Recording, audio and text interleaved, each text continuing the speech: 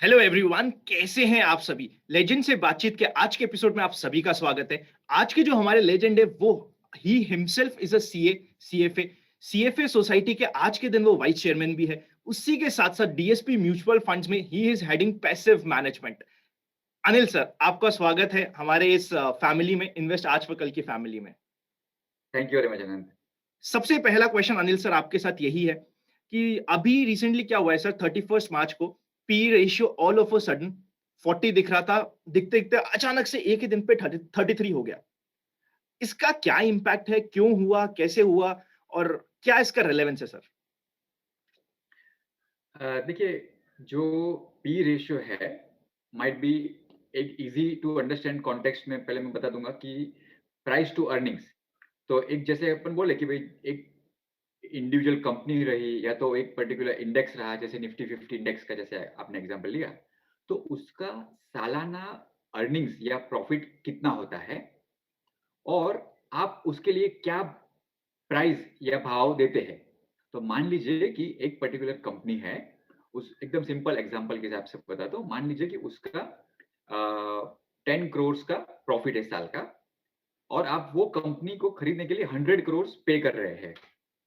तो that means कि अगर वो हर साल आपको 10-10 करोड़ रुपया अर्न करके देगी वो कंपनी, तो आपको 10 साल लगेंगे वो 100 करोड़ रिकवर करने के लिए। तो इसके लिए उसका पीई या प्राइस टू अर्निंग्स रेशियो अपन कहते हैं 10 टाइम्स कि आज मेरे को 10 साल लग जाएँगे, जो भी मैं पैसा आज दे रहा हूँ, उसको रिकूप करने के लिए, रिकवर करने के लिए। तो क्लासिक डेफिनिशन अलग हो गया, ये एक सिंपल लेमैन डेफिनिशन मैं सिर्फ समझा रहा हूँ कि भई आपको पी रेशियो को कैसे देखना चाहिए। तो अगर आज आप बोल दें कि भई निफ्टी 50 का P ratio 42 times, 40 times approximately चल रहा था। व्हाट इट मीन्स कि भई अगर आप सिर्फ प्रॉफिट पूल देखें वो अंडरलाइंग कंपनियों का, तो वो हर साल आपको आते रहे, तो उससे आप 40 इयर्स के बाद आपका जो आज इन्वेस्ट आप करोगे जितना अमाउंट, वो आपको रिपेमेंट होगा in very simplistic way. Sir मतलब आपने बहुत बार हाँ ₹1 जी, कमाने के लिए मुझे ₹40 देने पड़ेंगे। As simple as that. साल का 1 साल का आपका ₹1 अगर आ रहा है, तो हाँ, आपको ₹40 ₹40 उसके लिए देने देना पड़ेंगे पड़ेगा। उसके लिए। ₹40 आपको देने पड़ेंगे, हाँ। तो अभी जैसे आपने परफेक्ट बताया कि निफ्टी 50 का पी रेशियो अप्रॉक्सिमेटली 40 टाइम्स जो यूजुअली एक अपन इन्वेस्टर के हैसियत से देखते हैं, लेट्स से एनएसई की वेबसाइट पे या कभी अखबार में पढ़ते हैं या न्यूज़ चैनल पे देखते हैं, तो आता है कि हाँ भाई 40 टाइम्स पी रेशियो था। तो that is a historic P ratio मतलब जो कि लास्ट ईयर के जो अर्निंग्स हुए थे कंपनी के, उसके हिसाब से। व्हेरेas ऑन द अदर साइड जो एनालिस्ट कम्युनिटी, फंड मैनेजर्स वगैरह जो देखते हैं या तो आज आप एक निवेश करने के हिसाब से जब भी कंपनी में पैसा निवेश करते वक़्त सोचते हैं, तो आप फोरकास्ट अर्निंग्स देखते हैं।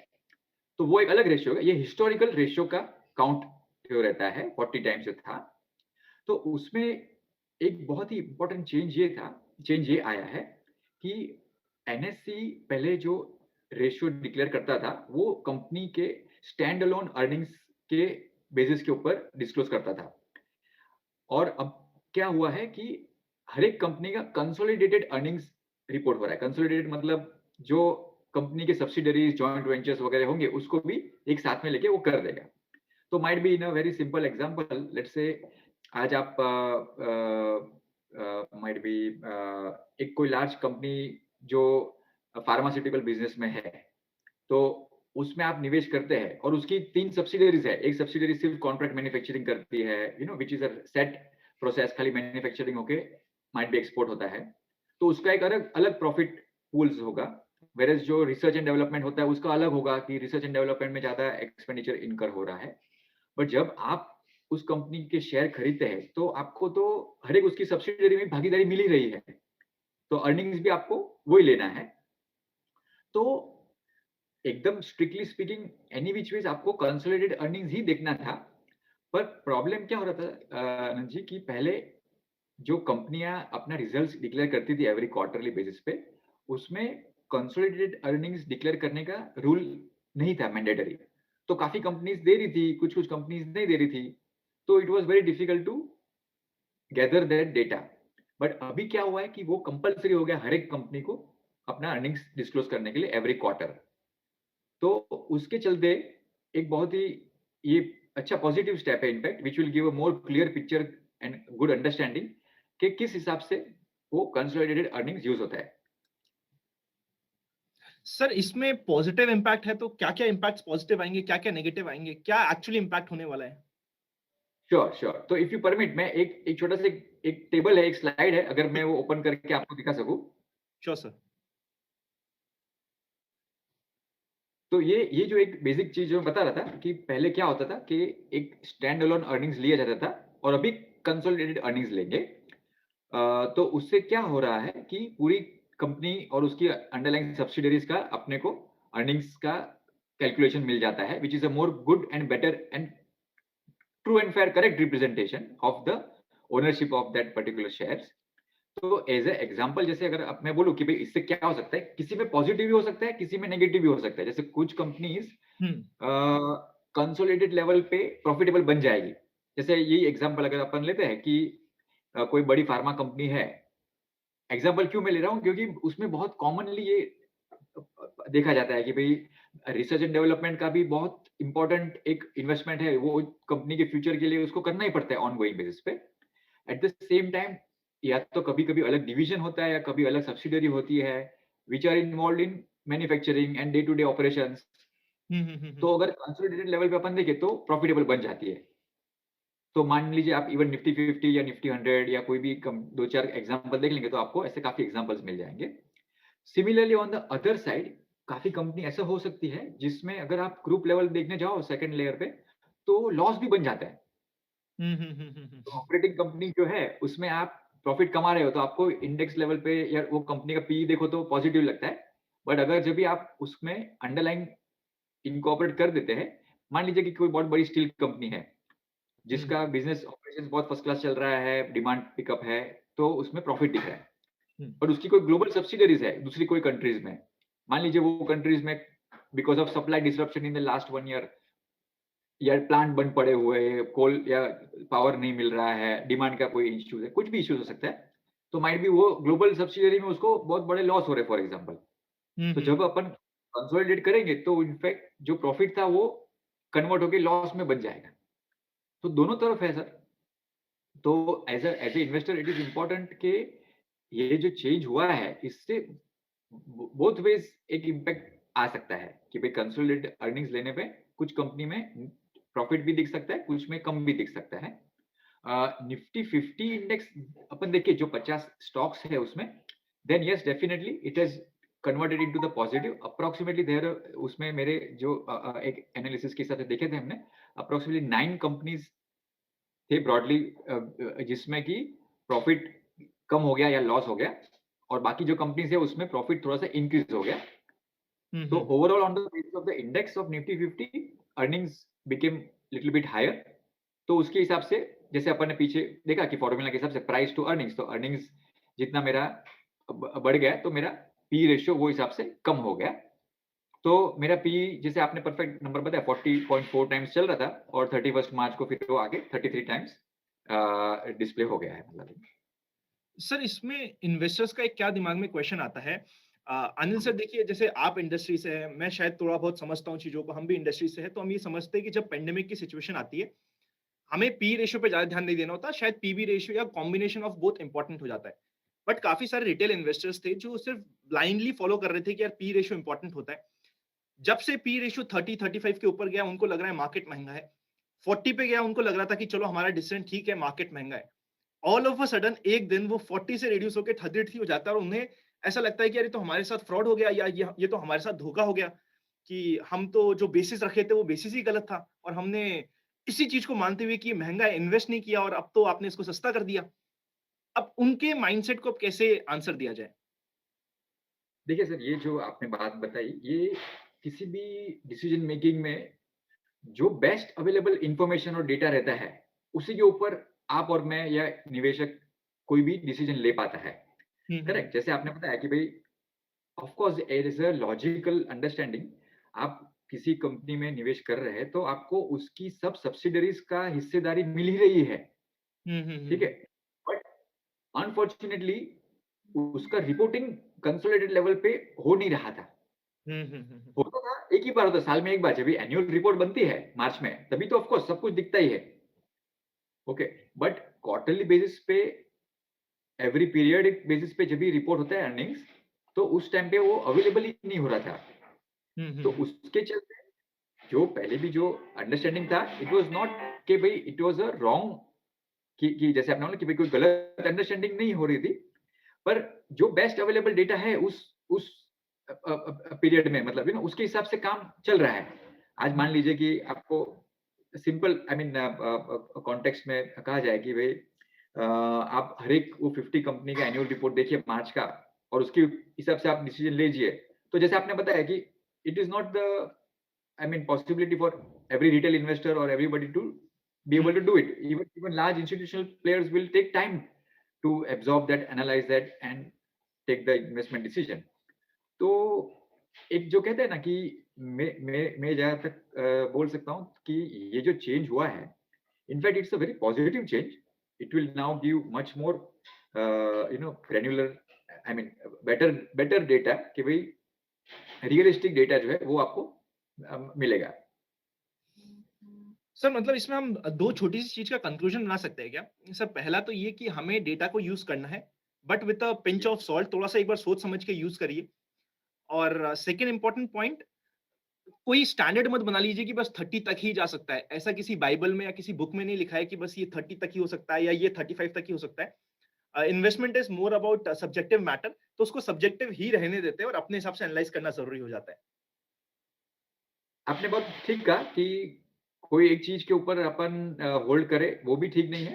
Eight the same time for all decision को कोई भी अपन डिसीजन लेने के लिए आपको कुछ बेसिस तो चाहिए. तो जैसे मान लीजिए आपने बताया कि भाई पहले लोग अपन एक बेसिस बना लिया था कि 30 टाइम्स और 35 टाइम्स इज अ नंबर. उसका बेसिस क्या था? उसका बेसिस ये था कि भाई historically how we have seen the movement in the P ratio और the related market after that कि अगर आप 30 टाइम्स पी रेशियो पे निवेश किया होते माइट बी 5 साल पहले 10 साल पहले या जो भी पीरियड में 30 के ऊपर गया है, तो उसके बाद का 3 इयर्स 5 इयर्स 10 इयर्स रिटर्न कैसा बैठा है, राइट? तो एक जो कहते हैं ना कि अपन कोई भी डिसीजन के लिए एक पर्टिकुलर चीज को होल्ड करके ही आगे बढ़ सकते हो आप. तो उसमें गलत चीज नहीं है, बट जैसे आपने बताया कि one should not hold on to it blindly. Some subjective element has to be there. जैसे classic and very rightly you pointed out कि भाई PE is one and then you combine it with PB also, और might be price to book value. जो book value होती है company की कि भाई ओवरऑल जो इक्विटी है कंपनी का या जो नेटवर्थ है कंपनी का, उसके हिसाब से कितना वैल्यूएशन बैठ रहा है, तो उसका कुछ कॉम्बिनेशन आप कर दीजिए. तो वो एक बहुत ही बेहतरीन चीज आपने बताई कि yes, don't hold on to one particular thing as a blind faith, but you have to keep evolving your thinking, and of course what you are doing also is not wrong because वो history देख के आप उसमें judgment ले रहे हैं मतलब. Anil sir, जो हमारा नेक्स्ट पॉइंट ऑफ डिस्कशन आता है ना, अभी तक हमने ये देखा है जो निफ्टी की रैली रही है, निफ्टी में जो मेन ऊपर ले जाने का कारण रहा है, वहां पे एक पोलराइजेशन सा रहा है। कुछ सिलेक्टेड स्टॉक्स ने निफ्टी को ऊपर ले जाने में एक बहुत मेजर रोल प्ले किया है। क्या आने वाले कुछ समय में भी हम यही एक्सपेक्ट कर सकते हैं, या हमें हिस्ट्री क्या बताती है कि इस समय के बाद क्या पोलराइजेशन ही कंटिन्यू होता है या थोड़ी ब्रॉड बेस्ड रैली बनती है? बहुत बढ़िया आपने बात बताया. एंड उसके लिए अगर फिर से मैं ना हाँ एक सर। चार्ट बनाया वो मैं ओपन कर दूंगा. Just 1 second. सी बेसिकली क्या होता है कि पोलराइजेशन जो है वो एक कॉमन फीचर है. कुछ कुछ समय के बाद वो बहुत बार देखा गया है मार्केट में.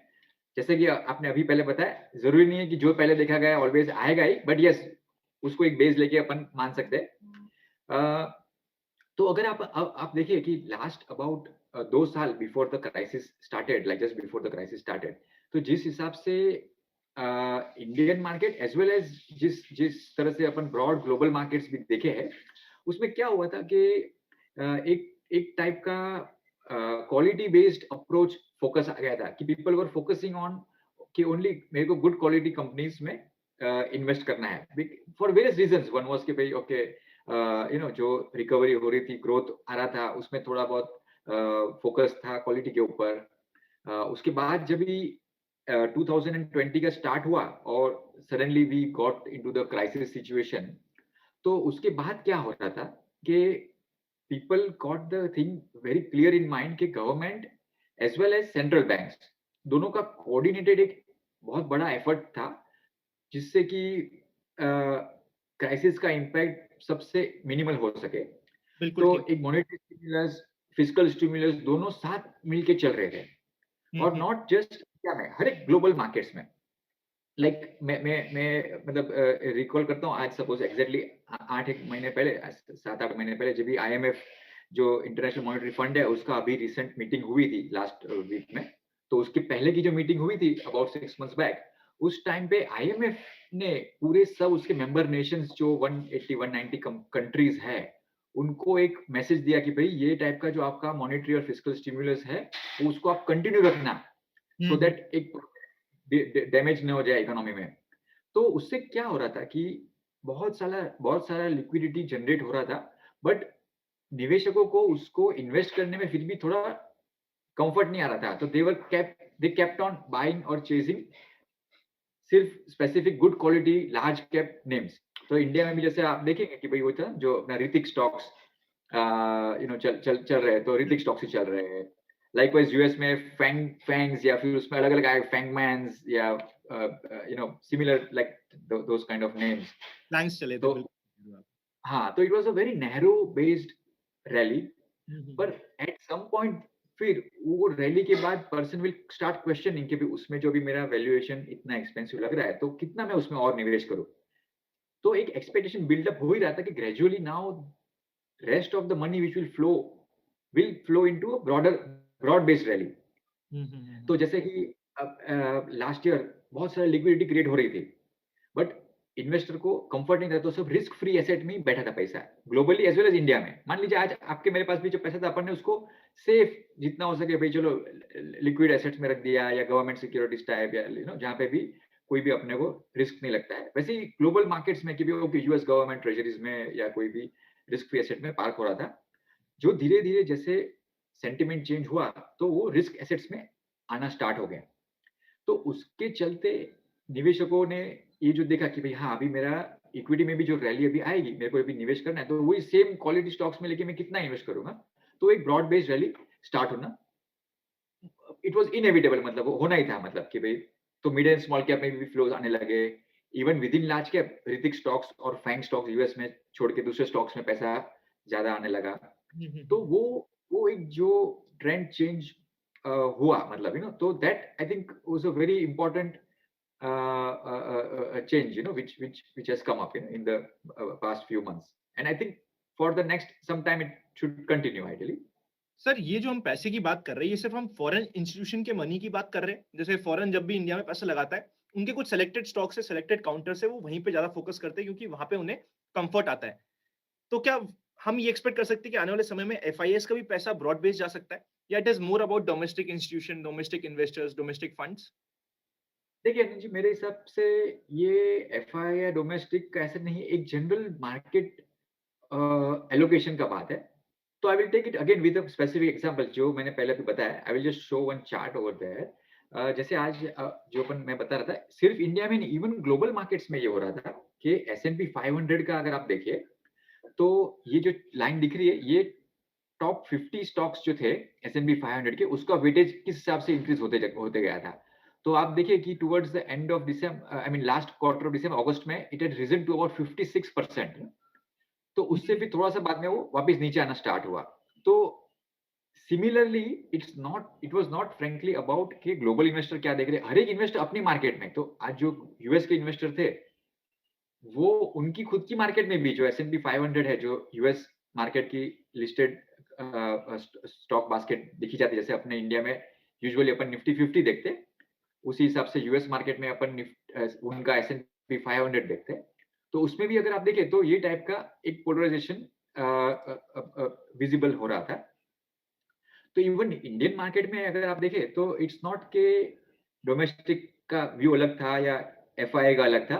इन सम फॉर्म और fashion broader view was like that.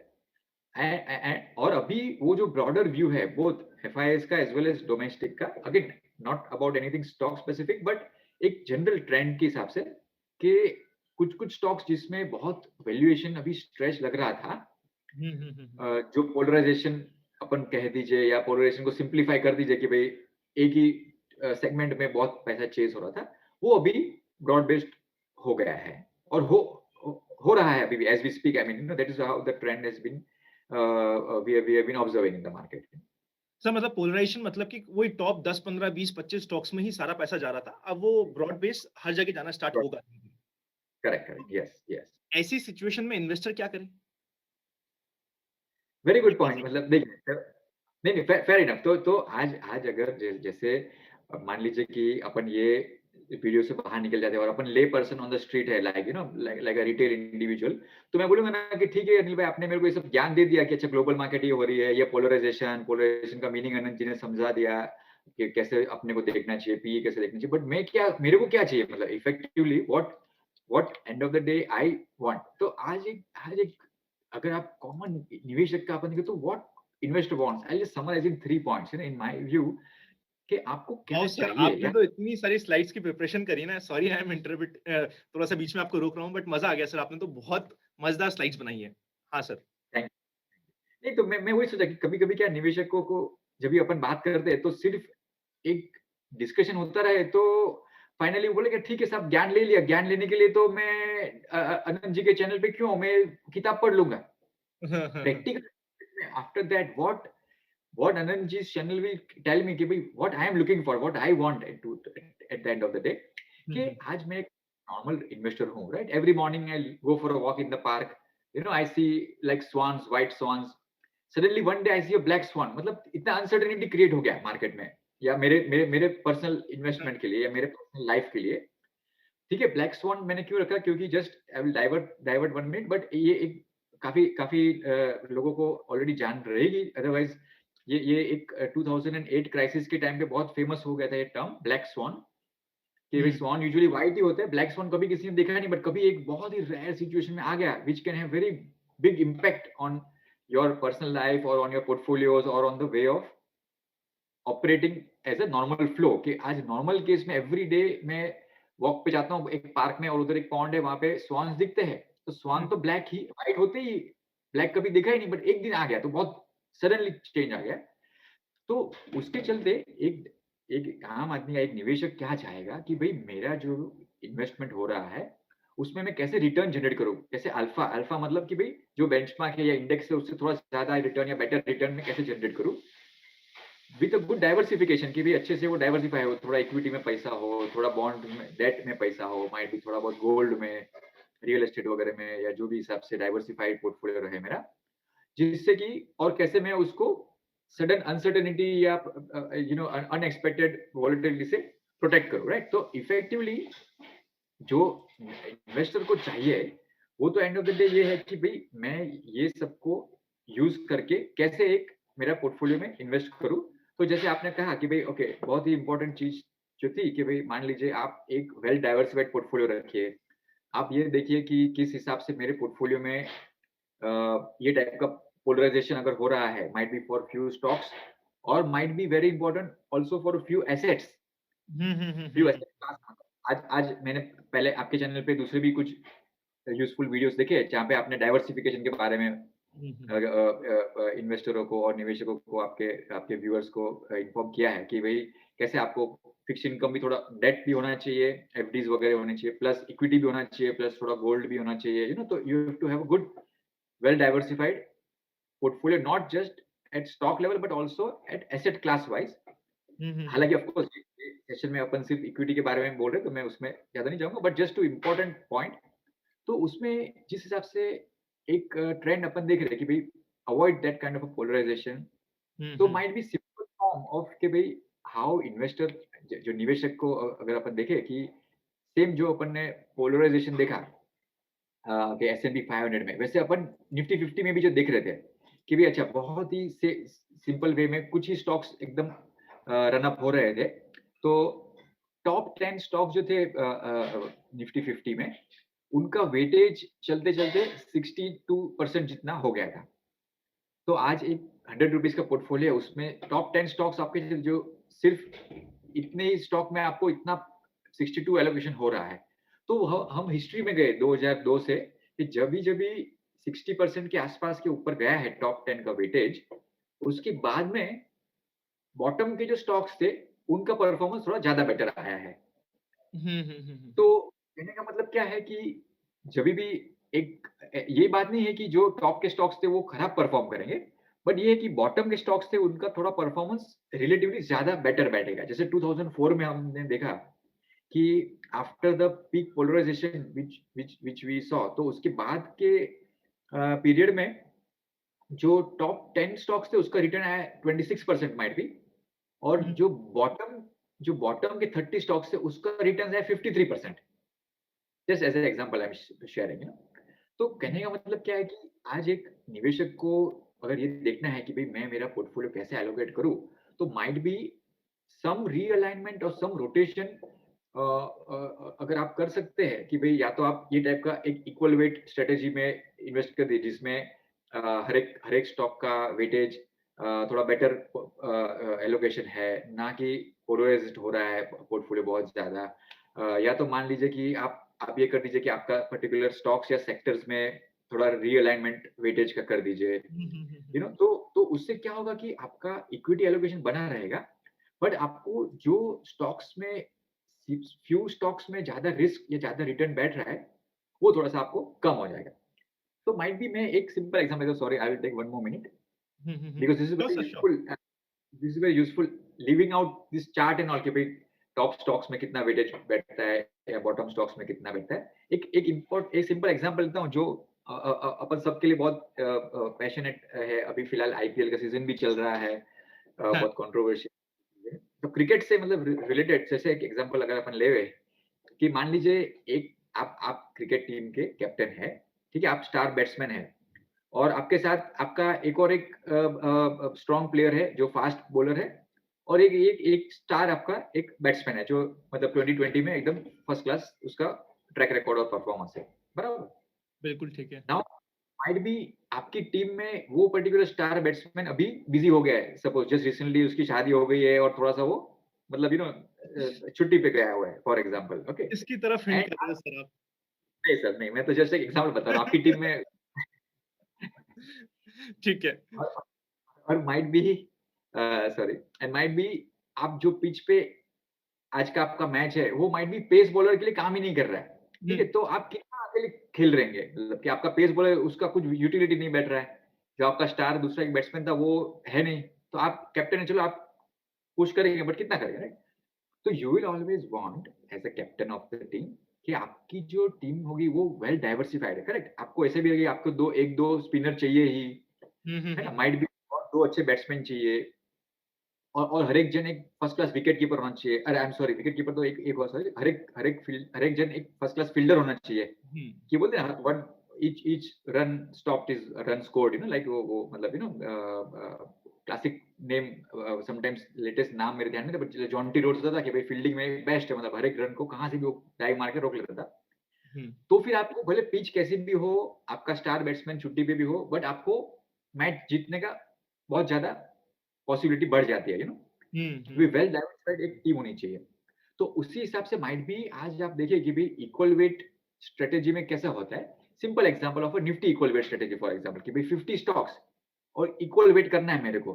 तो हर एक स्टॉक में अप्रॉक्सिमेटली 2% बैठेगा, मतलब 50 इंटू 2 ₹100 का मेरा पोर्टफोलियो अगर हुँ, एलोकेट करना है।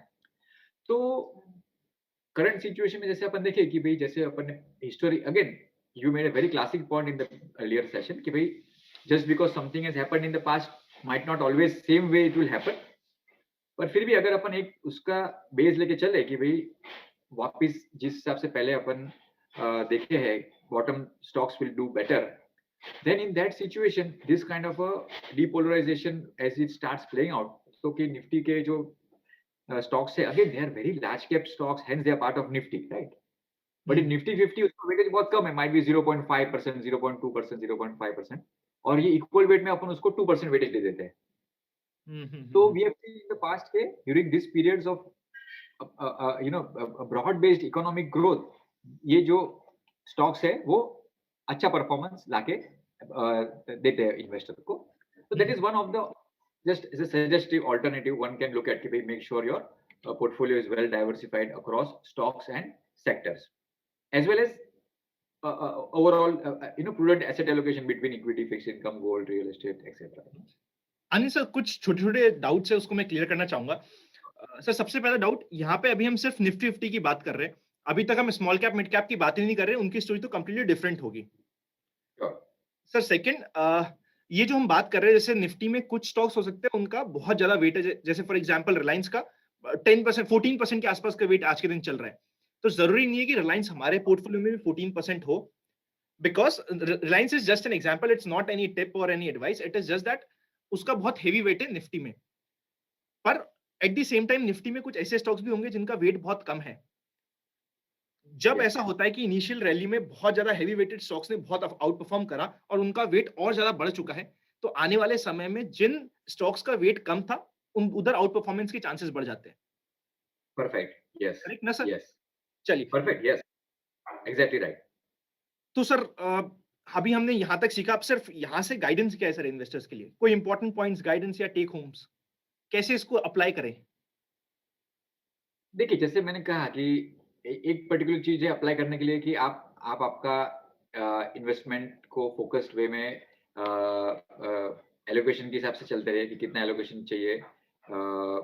और उसमें आपका अगर आप स्टॉक पोर्टफोलियो में है, तो आप ये देखिए कि आपका ये टाइप का ओवरवेट या हाई पोलराइज्ड रिस्क नहीं बैठ रहा है फ्यू स्टॉक्स में या फ्यू सेक्टर्स में। हम्म। अगर ऐसा हो रहा है तो might be you can consider to realign something in other stocks, like जैसे आपने बताया कि भाई जो टेल स्टॉक्स है या जो स्टॉक्स में अंडर परफॉर्मेंस था या परफॉर्मेंस था बट वेटेज कम था, तो आप उसमें आपका रियलाइनमेंट कर सकते हैं। अगर आप स्ट्रेटेजी लेवल, इंडेक्स लेवल देखें तो might be you know in lieu of some allocation can be into this kind of equal weight indices also. Equal weight index जैसे कि निफ्टी 50 के ऊपर है, निफ्टी 100 के ऊपर है, ग्लोबल मार्केट्स में S&P 500 के ऊपर है, जो बहुत ही पॉपुलर है, उसके ऊपर के जो इंडेक्स स्ट्रेटजीज चल रहे हैं, तो उसको आप कंसीडर कर सकते हैं। और दूसरा एक चीज जो है लास्ट में कि आप ये एक बहुत ही इंपॉर्टेंट चीज ध्यान में रखना चाहिए कि अ, कोई भी इन्वेस्टमेंट आप करेंगे तो उसमें एक पर्टिकुलर चीज को लेके आप ब्लाइंडली मत फॉलो करिए। I like that point you mention in the beginning. तो constantly you keep having a multi dimensional view. Again this is of course if you are, अगर आप स्टॉक रिलेटेड इन्वेस्ट कर रहे हैं या स्पेसिफिक कॉल बेस्ड कर रहे हैं तो क्योंकि वो बहुत ही जरूरी हो जाता है आपके लिए, नहीं तो कभी it might be very harmful for your stock portfolio. अगर आप म्यूचुअल फंड के थ्रू या एडवाइजर के थ्रू इन्वेस्ट करते हैं तो then of course it's more about कि भाई go with the trust of that particular professional who is guiding you और हेल्पिंग यू। सर यहाँ पे भी आपने एक पॉइंट पुट अप किया था, जो फर्स्ट पॉइंट ये था कि शेयर्स का पोलराइजेशन और सेक्टर का पोलराइजेशन, हाँ जी। सेक्टर्स में कैसे प्ले करता है ये चीज? Good point. या sorry I missed touching upon that. देखिए क्या होता है, जैसे आप आज पर्टिकुलर कोई सेक्टर के बारे में व्यू बहुत अच्छा बैठ रहा है। Okay, let's take the example of let's say in the US market कि भाई technology and innovation, technology related things, जिससे कि वो फैंग्स का पोर्टफोलियो पूरा बहुत ही अच्छा चल रहा है, तो उससे आपका वेटेज वो सेक्टर में ऑब्वियसली बढ़ते जाएगा। और might be in the local context sometimes if you look at कि भाई फाइनेंशियल सर्विसेज, तो भाई okay it is keeping on increasing is a weightage. तो एट सम पॉइंट क्या हो जाता है, ऑफ कोर्स ये स्टॉक रिलेटेड भी it's a bottom up buildup. तो भाई स्टॉक्स में भी अगर आपके कुछ पर्टिकुलर स्टॉक्स है जो क्वालिटी गुड्स क्वालिटी कंपनी है, गुड गुड अर्निंग्स क्वालिटी है, तो और वो कोइंसिडेंटली समटाइम्स और समटाइम्स प्रैक्टिकली एक पर्टिकुलर सेक्टर को ही ज्यादा बिलोंग करते हैं, तो हम्म। उसमें उस वेटेज और उसका एलोकेशन बढ़ते जाएगा। तो जैसे कि फॉर एग्जांपल निफ्टी 50 में भी अपन देखें ब्रॉडली, राइट, तो financials is the largest weight, heavy weight since quite some time. But earlier there were different sectors like very long back. Cement used to be very high weightage. Hmm. Textiles, for example, was a decent weight. Today textile is almost virtually not present at all. तो जिस हिसाब से भी underline कंपनियों में allocation change होते रहता है, उस हिसाब से आपका सेक्टर लेवल भी होते रहता है। तो if you look eight just in the recent times, जैसे निफ्टी 50 में आप देखिए फाइनेंशियल्स का वेटेज अप्रोक्सीमेटली 40% के आसपास चल रहा है। Second is like let's say IT as a sector, technology as a sector, about 16% weightage है। कुछ दूसरे जो सेक्टर्स है जैसे फार्मा हो गया, उसका थोड़ा कम है, माइट बी ओनली 4% वेटेज है। you know. Hmm. So now जो मैं बताया था माइट बी आप अगर उसी सेम इंडेक्स का इक्वल वेट स्ट्रेटेजी देखें तो भाई निफ्टी इक्वल वेट स्ट्रेटेजी अगर आप देखें तो उसमें आप ये देखेंगे कि भाई हर एक प्लेयर को अपन सेम एडवांटेज देंगे, राइट? टीम वेल डाइवर्सिफाइड है तो मैं हर एक स्टॉक को इसमें 2% दे रहा हूँ। तो बिकॉज ऑफ दैट मेरा जो let's say weightage in financials है that comes down significantly to only 22% from 40% approximately. Obviously obviously. उसके चलते माइट बी मेटल्स है जहाँ पे मेरा परसेंट ऑलमोस्ट 3 टाइम्स बढ़ गया, 3% का 8% हो गया, sorry little less 3 times. Pharma का मेरा 2 टाइम्स हो गया, 4% वेटेज 8 हो गया। और कुछ-कुछ जो ये सेक्टर्स हैं, जो एक तरह से अपन कहते हैं साइक्लिकल सेक्टर्स है, माइट बी मेटल्स है, ऑटो है, सीमेंट है, तो उन उन उन सेक्टर्स में जो एक sudden in fact sharp negative impact आ गया था last year exactly. Of course अभी करंट सिचुएशन में वापस थोड़ा बहुत वन कैन एक्सपेक्ट के it can have impact in the next 1 और 2 मंथ्स और इन दिस कमिंग क्वार्टर। पर जो लास्ट 2-3 क्वार्टर का रिजल्ट्स भी अपन देखें तो उसमें रिजल्ट्स बहुत ही अच्छे आ रहे थे as compare to the 1 year back results, क्योंकि एक साइक्लिकलिटी होता है कि आपका ऑटोज में might be now demand is again picking up, तो autos were doing good, performing well. तो उसके चलते अगर आप इवन जैसे रिटर्न्स देखिए ये कुछ-कुछ सेक्टर्स का तो it has been significantly divergent. तो माइट बी जस्ट जैन 2020 से सितंबर 2020 का अगर अपन डेटा देखें तो फार्मा इंडेक्स जो था it is shot up from the bottom of March 2020 which was the low point almost like 56%. Auto index is up about like 73%. So what I'm saying ke many of these sectors they gave very good returns after the a decline in March. And in some form और fashion अगर आप ये देखिए तो साइक्लिकलिटी always आपको हर एक stock या sector में उसके अंडरलाइन अर्निंग्स के हिसाब से या उसके अंडरलाइन परफॉर्मेंस के हिसाब से भी दिखती रहती है। तो so to your original point about the sector level polarisation और सेक्टर लेवल रोटेशन, मेरा ये एक सिंपल कंक्लूजन पॉइंट रहेगा कि जिस हिसाब से कंपनी का अंडरलाइन प्रॉफिट्स और बिजनेस ग्रोथ चेंज होगा उसी हिसाब से ये सेक्टर रोटेशन भी डेफिनेटली आएगा। मजा आ गया सर, सुपर पॉइंट सर। इससे पहले कि सर हम हमारे डिस्कशन को कंक्लूड करें, कोई फाइनल मैसेज, कोई फाइनल पॉइंटर्स जो आप चाहते हैं कि इन्वेस्टर्स ध्यान रखें, उसी के साथ साथ ना इससे पहले कि हम कंक्लूड करें, अगर आपको इस वीडियो में कभी भी कुछ कंफ्यूजन हुआ ना, आई विल स्ट्रांगली सजेस्ट कि इसको एक बार वापस से देखिए, क्योंकि अगर आपको कुछ पॉइंट्स नहीं पता ना तो हो सकता है आपको 1 या 2 बार इस वीडियो को वापस से देखना पड़े, तब आप उस कांसेप्ट को एक्चुअली समझ पाएंगे। तो सर फाइनल ब्लेसिंग आपकी तरफ से। देखिए मेरी तरफ से एक लास्ट पॉइंट जो मैं कहना चाहूंगा कि जो स्टार्टिंग में भी अपन ने कहा है कि समटाइम्स क्या होता है कि आज जो भी आप देख रहे हैं या सुन रहे हैं इस शो के जरिए, वो फिर भी एक बहुत ही अनसर्टेनिटी ऑलवेज रहती है लाइफ में, मतलब तो लाइकवाइज जिस हिसाब से कोई भी चीज में अनसर्टेनिटी रहती है उस हिसाब से निवेश करने के समय या तो equity, fixed income, gold, real estate, कोई भी निवेश करने के वक्त तो उसमें बहुत ही ज्यादा अनसर्टेनिटी रहती ही है। तो एक जो आपके ट्रस्टेड एडवाइजर या आपके ट्रस्टेड जो कंसल्टेंट रहेंगे उनके हिसाब से आप जो एडवाइस है एसेट एलोकेशन आपका एक मिक्स करके फिर आप उसके ऊपर काम चालू रखिए। That is the one important thing I would like to highlight with this small I mean just on the lighter side chart कि भाई okay future is unknown basically. अगर आज आप या मैं फ्यूचर को सर्टेनिटी से देख पाते तो मतलब क्या लाइफ ही थी ना, मतलब I mean you get my point. So उसमें सिर्फ ये सॉरी एक मिनट, कुछ ये अलग ओपन हो गया। तो उसमें मेरा पॉइंट ये था कि आप इक्विटी एलोकेशन के लिए जब भी आप सोचे आपका, तो नो डाउट लॉन्ग टर्म के हिसाब से आपको बहुत ही इंपॉर्टेंट है इक्विटी एलोकेशन रखना।